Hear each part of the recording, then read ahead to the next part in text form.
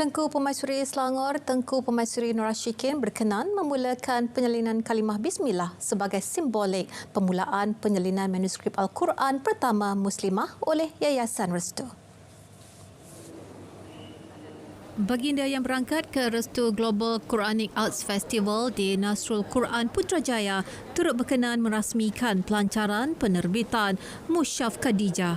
Mushaf itu merupakan naskah berbentuk ensiklopedia Al-Quran pertama Yayasan Restu dengan 40 kelebihan dalam usaha memudahkan pembaca mempelajari dan mendalami makna Al-Quran. Pengedaran Mushaf Khadijah itu juga bertujuan mengumpul dana bagi membina Masjid Mesra Wanita pertama di Malaysia. Takrifan pemerkasaan Bumi Putra tidak boleh hanya dilihat menerusi penguasaan ekuiti semata-mata. Sebaliknya menerusi konsep 3P iaitu penyertaan, penguasaan dan pemilikan. Dan melihat dasar ekonomi Bumi Putra, DEB Menteri Ekonomi Rafizi Ramli berkata, ia berjaya mengeluarkan kumpulan Bumi Putra dari kelompok miskin tegar selain memperkasakan bidang pendidikan. Dasar yang digerakkan sejak tahun 1970-an hingga 2000 itu telah berjaya melahirkan kelompok kelas pertengahan yang teramai di Malaysia.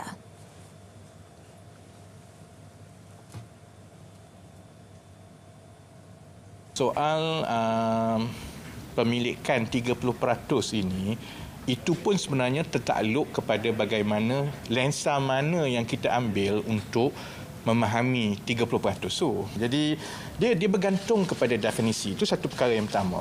Yang kedua ialah kerana trend pemilikan ekuiti, kaedah untuk memiliki ekuiti sekarang ni sebenarnya sangat berbeza berbanding dengan tahun 70-an dulu masa mula-mula sasaran 30% itu ditetapkan kan. Beliau bercakap kepada media pada Kongres Ekonomi Bumi Putra edisi ke-7 di Pusat Konvensyen Antarabangsa Putrajaya PICC. Berbaki 2 hari lagi, Festival Lentera Sisiran Tasik Putrajaya 2024 bertemakan tradisi dan cahaya yang berlangsung sejak 24 Februari lalu akan melabuhkan tiranya. Kita lakukan ini sempena menyambut ulang tahun Perbadanan Putrajaya yang ke-28. So ini adalah sebenarnya kita adakan setiap tahun. Ini adalah kali ke-13 dan konsepnya adalah sedikit berbeza pada kali ini berbanding dengan yang sebelum-sebelum ini, di mana kita pancarkan sebelum ini kita pancarkan lampu-lampu di bangunan, bangunan-bangunan di sekitar Putrajaya. Tetapi pada kali ini kita buat konsep yang berbeza. Kita ambil tema tradisi, cahaya dan pencahayaan dan tradisi. Sebab tu pada malam ini kalau kita tengok kita ada taman-taman tema yang berkonsepkan tradisi Melayu, Cina, India. Beliau bercakap kepada media selepas menyaksikan pertunjukan pencahayaan Grand Light Symphony dan Musical Fountain di Anjung Floria Putrajaya. Perbadanan Putrajaya menyasarkan kehadiran 1.5 juta pengunjung sepanjang 9 hari penganjuran festival pencahayaan ini. Cubaan seludup haiwan terlindung yang disumbat ke paip PVC gagal. Suspek warga Indonesia ditahan di KLIA 2 Khamis lepas. Ketua Pengarah Perkhidmatan Semenanjung Malaysia, Dato' Abdul Kadir Abu Hashim memaklumkan ketika kejadian pegawainya mengesan bagasi milik suspek yang mencurigakan.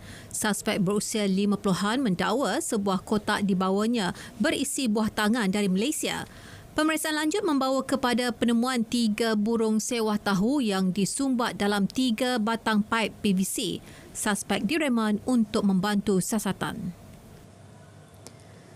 Sebuah premis hiburan di Petaling Jaya diserbu kerana beroperasi tanpa lesen dan menawarkan minuman keras yang tidak sah cukai. 5 individu termasuk 2 warga asing tanpa izin ditahan dalam operasi yang turut disertai Jabatan Agama Islam Selangor JAIS. Ketua Penolong Pengarah D3 Bukit Aman, Senior Assistant Commissioner Sofian Santung memaklumkan tangkapan dibuat mengikut Seksyen 76 Akta Eksais 1976 dan Seksyen 6-1 Enakmen Hiburan dan Tempat-Tempat Hiburan Negeri Selangor 1995. Serbuan turut merampas 3 keping resip perniagaan, 6 botol arak, peralatan kawalan bunyi, mikrofon serta 2 pembesar suara. Kebanyakan pengunjung pusat hiburan tersebut terdiri daripada warga negara Malaysia beragama Islam. Kesemua tangkapan dan mangsa serta barang rampasan dibawa ke Ibu Pejabat Polis Daerah IPD Petaling Jaya untuk tindakan lanjut. Sistem asimilasi struktur asas kepimpinan ASAK diperkenal bagi memperkasakan pengurusan dan tabik urus cabang wanita PKR secara digital. Ketua Wanita PKR Fadlina Siddiq berkata sistem itu merupakan sebuah laman rasmi tertutup yang dibangunkan bagi mengatasi isu-isu berbangkit, antaranya penyelarasan pengurusan keahlian dan dokumentasi di peringkat negeri dan pusat.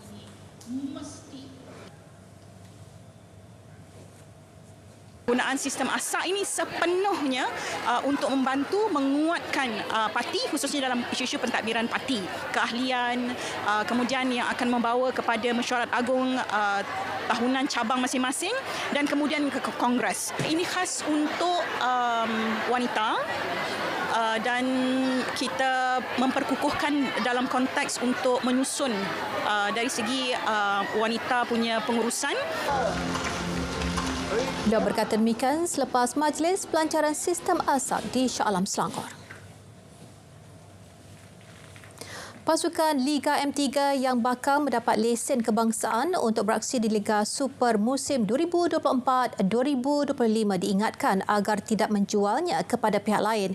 Ketua Pegawai Eksekutif Liga Bola Sepak Malaysia MFL, Datuk Stewart Ramalingam, menegaskan pihaknya boleh menarik balik lesen berkenaan jika perkara itu berlaku. Menurut MFL juga berhak untuk tidak meluluskan sebarang pengambil alihan pasukan oleh pihak ketiga sekiranya pembeli tidak menepati kriteria ditetapkan. Kalau pasukan itu dijual, MFL ada hak untuk tarik balik lesen kalau saya tak meluluskan that take over. Kalau take over tu kita kena tengok the due diligence of the buying party, siapa dia, latar belakang, duit datang daripada mana, adalah kestabilan. Sebab kalau dia hanya memberi lesen, that means the club is entirely zero, tak kena start daripada kosong. Dalam perkembangan lain, beliau memaklumkan proses temuduga untuk keempat-empat pasukan yang mengemukakan permohonan untuk beraksi di Liga Super terpaksa dianjakkan pada Isnin depan.